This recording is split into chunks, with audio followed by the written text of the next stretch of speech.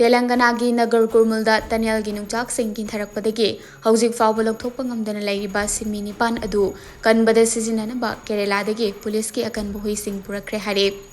Sinmi sing adubu ngasi fawba rescue tawbada Army, Navy, National Disaster Response Force, NDRF amasung Red Hole Miner singna lainang laikhum amasung akaya toy sing marakta chawna thodang lauduna lakli hare.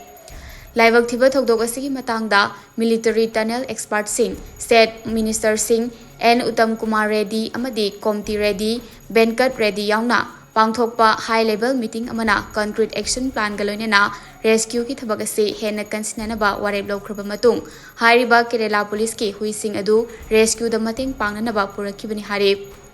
Hairiba huising adu plane da puraklaba matungda makhoibu senariba misingna official singaloinena tunnel manungda sangsinduna thiba khangtriba simi nipan thinabagi thorangso tawkhibaga loinena huising aduna tunnel manungda sinmi singi leifam karamna khangdokadagi haibagi matangda sho phibam yangba hokre hare.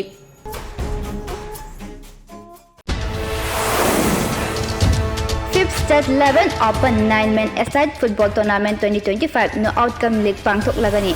Langmaidong mamang laikai Citizen Club na sinjaduna mangarak suba State 11 Open 9-man Aside Football Tournament 2025 no outcome league asida winner gi oina rupees 80,000 with trophy, runners up 50,000 with trophy, best player 3,000, best scorer 3,000, best goalkeeper 3,000, best defender 3,000, best discipline team 3,000 matang sina mana matum kaya thamjari. Tournament asige last date of submission chotliba tha asige tara tarukta loyana manager meeting date asina chotliba tha asige kunda pangthok chagani.